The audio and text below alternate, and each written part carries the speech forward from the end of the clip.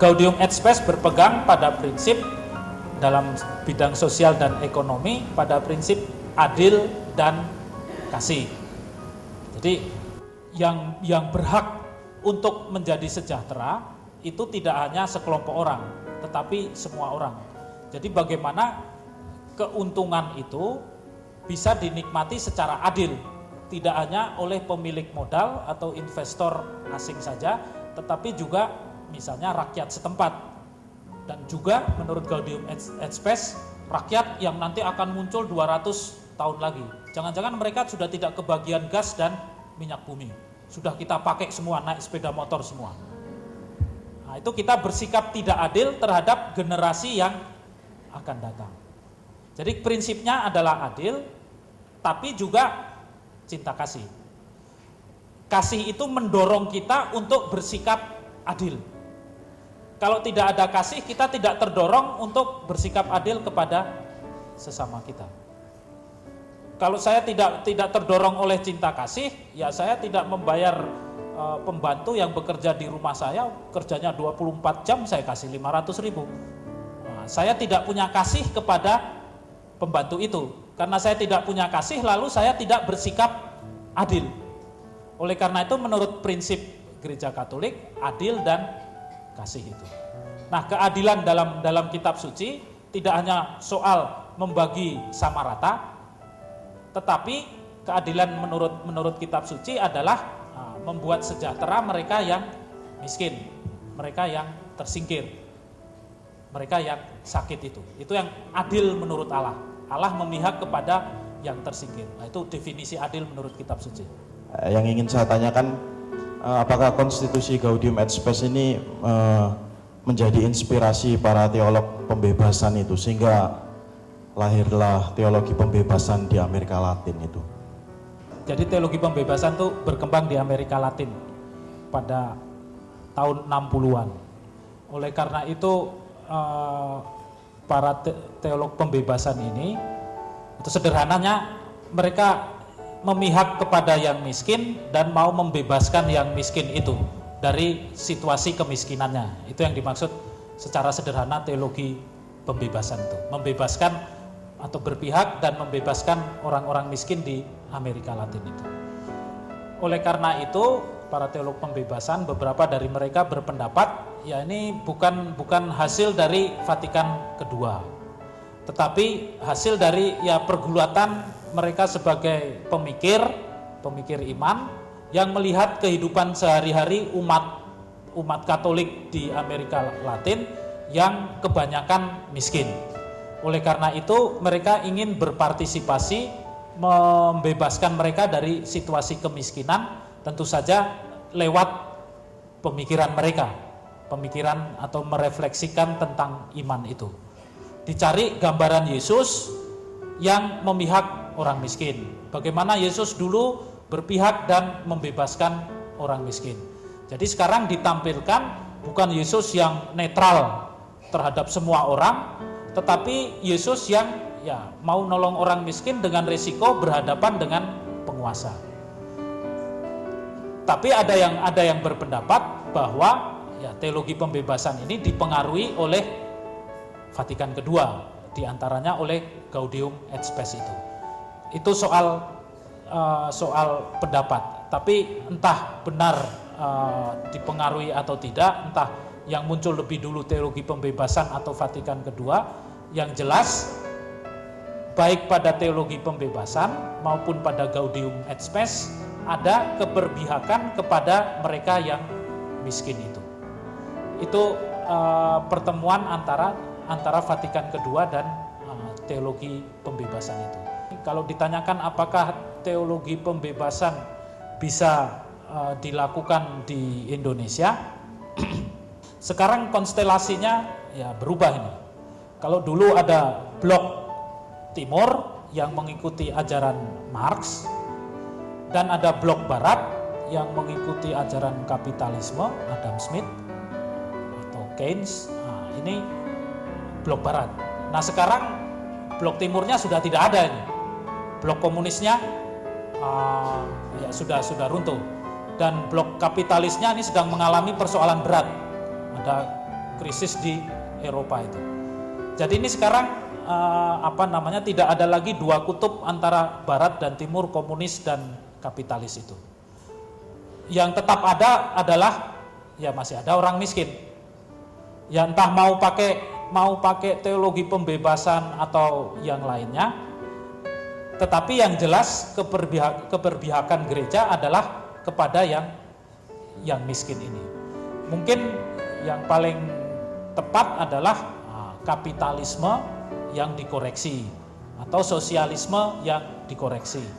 Ya misalnya saja apa yang terjadi di Amerika Latin sekarang, ya, perusahaan-perusahaan minyak itu dijadikan tidak lagi milik pemodal asing, tetapi menjadi milik negara. Nah, karena menjadi milik negara, lalu hasilnya itu dipakai untuk atau masuk kebanyakan ke kas negara. Dan dengan kas negara itu bisa membangun sekolah, bisa membangun rumah sakit. Kalau tidak dikorupsi. Nah, kalau di Indonesia dikorupsi ya sama saja. Jadi yang pokok adalah ya gereja berpihak kepada yang miskin dan bagaimana mereka bisa dikeluarkan dari situasi kemiskinan itu. Setahu saya sekarang ini kita ini tidak ada suara, terutama di parlemen. Kalau kita nggak ada suara, hingga kita itu tidak bisa apa-apa. Contohnya seperti dulu terjadi Orde Baru, itu peran Katolik besar sekali, yaitu pemuda maupun PMKRI-nya, hingga terjadi Orde Baru.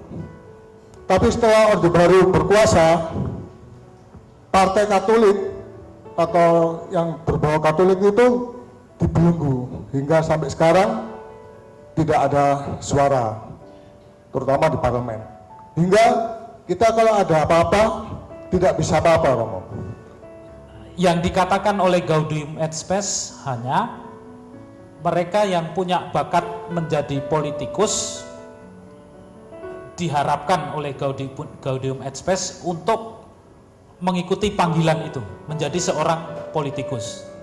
Dan politikus yang dimaksudkan oleh Gaudium et Spes sesuatu yang ideal, yang tidak memikirkan kepentingan sendiri, tetapi memikirkan kepentingan umum.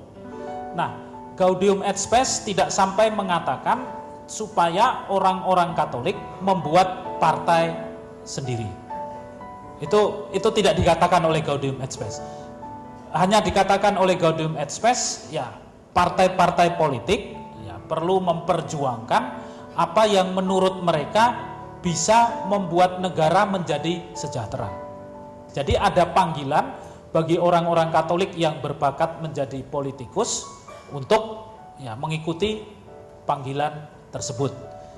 Hanya sampai situ apa yang diberikan oleh Gaudium et Spes. Nah, sekarang ini berarti masuk ke dalam kasus Indonesia. Ya sejauh saya dengar-dengar, apakah mau buat setelah reformasi ini mau buat partai Katolik sendiri atau tidak perlu buat partai Katolik, tapi orang-orang Katolik menjadi politikus dan masuk ke dalam partai-partai yang tidak secara resmi atau tidak berbendera Katolik tersebut. Ya sejauh saya tahu, lalu para uskup memutuskan untuk dari sudut gembala, para uskup tidak membentuk partai Katolik. Tapi kalau awam mau buat partai Katolik, silakan. Sudah buat partai Katolik tapi kalah. Jadi partai yang berbendera Kristiani semacam itu pun belum dijamin akan bertindak menurut prinsip-prinsip, menurut norma-norma moral Katolik itu. Nah, strategi yang ada sekarang adalah orang Katolik, politikus Katolik menjadi anggota partai tertentu. Untuk daerah-daerah yang di mana Katolik itu minoritas, lalu terasa seperti yang dikatakan oleh Bapak tadi, dan juga untuk tingkat nasional. Tetapi sebenarnya untuk daerah-daerah yang karena ada otonomi daerah, daerah-daerah yang bermayoritas Katolik Kristen seperti di beberapa kabupaten di Kalimantan Barat. Nah, ini sebenarnya ada kesempatan besar bagi politikus Katolik itu atau Kristen itu untuk berjuang mensejahterakan pertama-tama keseluruhan rakyat, tapi juga bisa melindungi imannya pada daerah-daerah yang bermayoritas Katolik itu dengan adanya otonomi daerah. Hanya kalau untuk pada level nasional, ya kita punya politikus misalnya Beni Kaharman itu kan Katolik di Demokrat. Mungkin Melchior Mekeng itu juga Katolik, tapi ya artinya sekarang tergantung moral dari politikus Katolik itu dalam dia berpolitik dalam sebuah partai itu. Ya memang ada bahaya, ada diktator mayoritas. Nah, itu tentu saja tidak disetujui oleh Gaudium et Spes, karena Gaudium et Spes menganggap manusia sama. Jadi tidak ada diskriminasi terhadap diantaranya minoritas itu. Jadi yang minoritas pun hak-haknya untuk mendapat kesejahteraan, untuk menghayati imannya, mengungkapkan imannya, menurut Gaudium et Spes harus dijaga oleh negara itu.